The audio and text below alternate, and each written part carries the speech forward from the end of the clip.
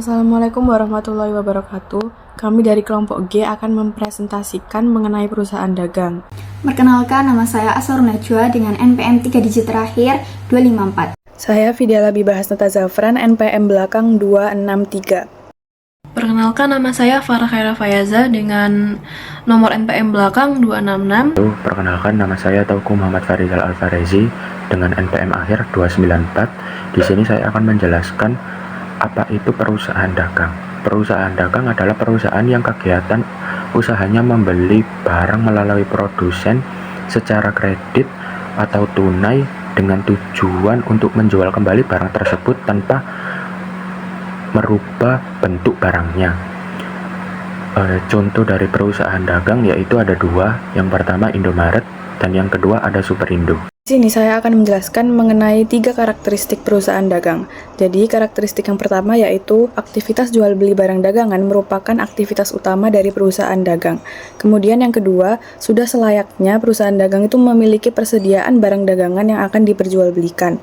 Kemudian yang ketiga atau yang terakhir, terdapat biaya yang berkaitan langsung dengan pendapatan yang berupa pendapatan yang dikeluarkan untuk membeli stok barang dagangan dan juga pendapatan yang didapatkan dari transaksi jual beli. Kemudian terdapat ketentuan dalam jual beli. Yang pertama yaitu FOB Shipping Point. FOB sendiri memiliki kepanjangan Freight on Board yang artinya ketentuan tanggung jawab biaya penyerahan barang yang dibebankan kepada salah satu pihak. Nah, untuk FOB Shipping Point sendiri, penyerahan barang itu ditanggung oleh si pembeli. Kemudian yang kedua yaitu FOB Destination yang mana biaya penyerahan barang ditanggung oleh si penjual. Yang terakhir yaitu CIF atau Chief Cost, Freight and Insurance. Jadi, biaya penyerahan barang dan asuransi ditanggung oleh si penjual. Yang kedua yaitu ketentuan dalam pembayaran kredit dibagi menjadi dua. Yang pertama yaitu 2/10 N/30, yang mana seseorang membeli barang dagangan secara kredit dan diberi waktu selama 30 hari untuk melunasi. Namun ia membayar atau melunasi dalam waktu 10 hari, maka ia berhak mendapat potongan harga sebesar 2%. Namun angka-angka tersebut bisa berubah sesuai dengan kebijakan dari perusahaan. Kemudian yang kedua yaitu EOM atau End of Month. Jadi, seorang konsumen yang membayar secara kredit diberi jangka waktu dalam waktu sebulan untuk melunasi. Yang ketiga yaitu ketentuan dalam retur dan pengurangan harga. Jadi, seorang pembeli atau konsumen ketika membeli barang dagangan yang ternyata cacat atau tidak sesuai, maka ia bisa mengajukan retur atau pengurangan harga. Yang keempat atau yang terakhir yaitu ketentuan dalam potongan harga dibagi menjadi dua. Yang pertama yaitu potongan tunai atau cash discount diberi ketika seorang konsumen membeli barang dagangan secara tunai.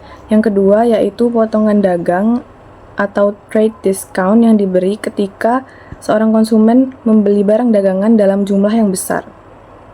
Akuntansi pada perusahaan dagang. Akuntansi pada perusahaan dagang menyajikan informasi keuangan mengenai persediaan barang, penjualan, laba kotor, dan transaksi pembelian atau penjualan secara lengkap dan akurat. Terdapat dua metode pencatatan persediaan barang. Yang pertama, metode periodik, yaitu pencatatan di akun persediaan barang dagang hanya dilakukan pada akhir periode. Sedangkan metode perpetual, yaitu pencatatan di akun persediaan barang dagang dilakukan setiap terjadi pembelian atau penjualan. Di sini saya akan menjelaskan tentang perbedaan pencatatan metode periodik dan metode perpetual. Yang pertama dari dasar pencatatan. Metode periodik, pencatatan akun persediaan barang dagang atau PDP atau PBD hanya di akhir periode, sedangkan metode perpetual, setiap jual beli barang dagang itu dicatat pada akun persediaan barang dagang atau PBD. Kemudian ada transaksi pembelian. Di metode periodik, akun ini ditulis sebagai pembelian di debit. Namun dengan perpetual diganti menjadi PBD atau persediaan barang dagang di debit. Jadi pembelian akunnya tuh diganti ditulis sebagai PBD di perpetual. Kemudian ada transaksi biaya angkut. Di metode periodik tetap ditulis dengan beban angkut atau biaya angkut.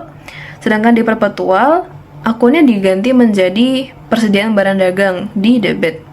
Selanjutnya ada transaksi retur dan pengurangan. Sebenarnya transaksi retur ini tergantung dari dia tuh jenis retur apa. Jika misal retur pembelian, artinya kita membeli barang kemudian kita mengembalikan barang tersebut kepada penjual, artinya persediaan barang dagang kita itu berkurang, jadinya taruh di kredit. Tapi sebaliknya, jika Returnya itu tersebut adalah penjualan, yang artinya kita menjual barang, kemudian barang tersebut dikembalikan kepada kita, berarti persediaan barang dagang itu bertambah ke kita, jadi PBD-nya masuk ke debit. Seperti yang pada di PPT, transaksi retur di metode periodik, akun retur dan pengurangan pembelian di kredit, yaitu tergantung dari retur penjualannya, sama dengan metode perpetual. Kemudian selanjutnya ada transaksi penerimaan potongan. Di metode periodik, akun potongan pembelian berada di kredit, dan metode perpetual, akun persediaan barang dagang berada di kredit. Selanjutnya ada transaksi penjualan. Pada metode periodik tidak ada pencatatan akun PBD dan HPP. PBD adalah persediaan barang dagang dan HPP adalah harga pokok penjualan. Sedangkan di metode perpetual, akun persediaan barang dagang di kredit dan akun harga pokok penjualan di debit.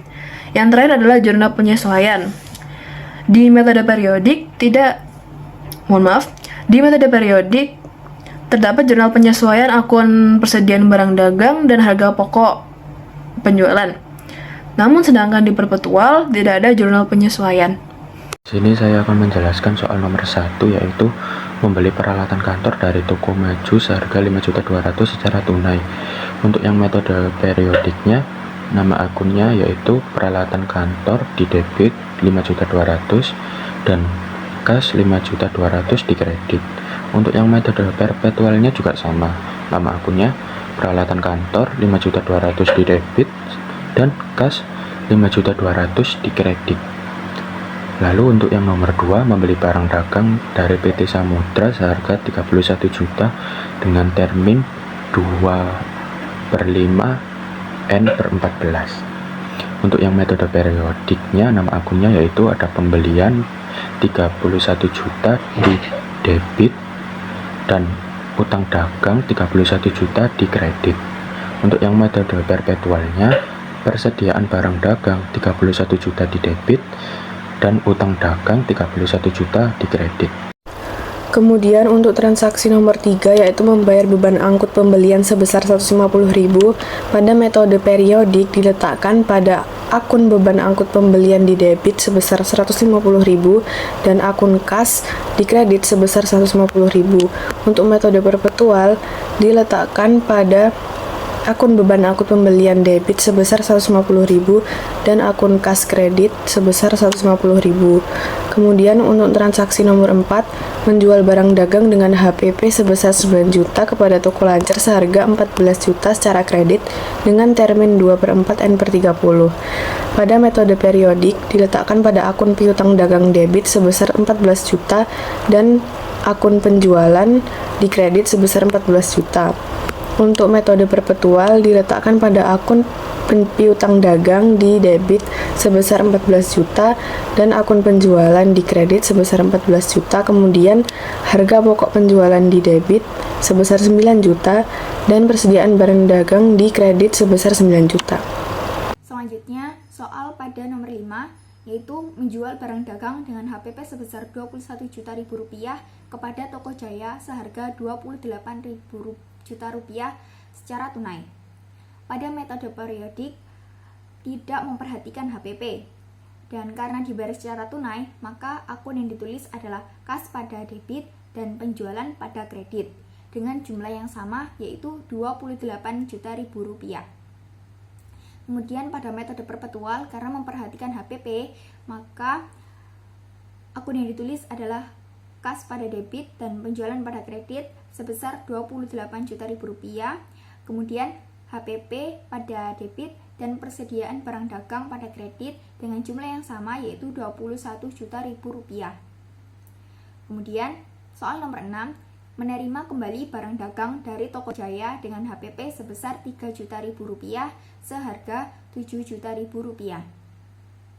Pada metode periodik, karena menerima kembali barang dagang, maka akun yang ditulis adalah retur penjualan pada debit dan kas pada kredit dengan jumlah yang sama, yaitu 7 juta rupiah. Kemudian pada metode perpetual, akun yang ditulis adalah retur penjualan pada kas dengan jumlah yang sama, yaitu 7 juta rupiah. Karena pada metode perpetual ini memperhatikan HPP, maka akun yang ditulis selanjutnya yaitu persediaan barang dagang pada debit dan HPP pada kredit sebesar Rp3.000.000. Selanjutnya pada nomor 7 disebutkan pada soal membayar utang kepada PT Samudra, di mana artinya Koperasi Tangguh telah membayar lunas utang kepada PT Samudra. Namun sebelumnya kita perlu mengecek apakah ada potongan dari PT Samudra atau tidak. Jika kita lihat pada tanggal 2 November, PT Samudra memberikan termin 2/5 N/14, yang dimana jika Koperasi Tangguh dapat membayar sebelum 5 hari, maka akan mendapat potongan 2%. Kita bisa lihat pada tabel metode periodik tanggal 7 November 2019, utang yang dimiliki Koperasi Tangguh kepada PT Samudra sebesar 31 juta berada di akun debit, kemudian mendapatkan potongan pembelian 2% itu sebesar 620.000, maka utang yang dibayar hanya 30.380.000. Sama dengan metode perpetual, utang dagang 31 juta mendapatkan potongan pembelian 620.000, maka utang yang dibayar hanyalah 30.380.000. Selanjutnya, nomor terakhir, nomor 8, dituliskan menerima pembayaran dari toko lancar, di mana toko lancar membayar hutangnya kepada Koperasi Tangguh. Jika kita lihat pada tanggal 4 November, kita memberikan toko lancar termin sebesar 2/4 N/30, yang artinya jika toko lancar dapat membayar utangnya kepada Koperasi Tangguh, maka akan mendapat sebelum 4 hari, maka akan mendapatkan 2% potongan harga. Pada tanggal 8 November 2019, piutang yang dimiliki kita terhadap toko lancar adalah sebesar 14 juta. Bisa diartikan toko lancar memiliki utang kepada kita 14 juta.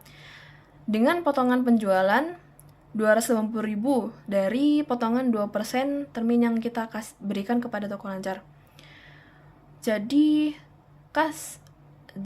utang yang dibayarkan oleh toko lancar kepada Koperasi Tangguh hanyalah 13.720.000, atau yang kita bisa sebut kas, karena kita mendapatkan atau menerima piutang tersebut kita menerima kas tersebut dari toko lancar yang membayar utang kepada Koperasi Tangguh. Sama dengan metode perpetual, piutangnya 14 juta, namun mendapatkan potongan penjualan 290.000, maka yang dibayarkan hanyalah 13.720. Terima kasih.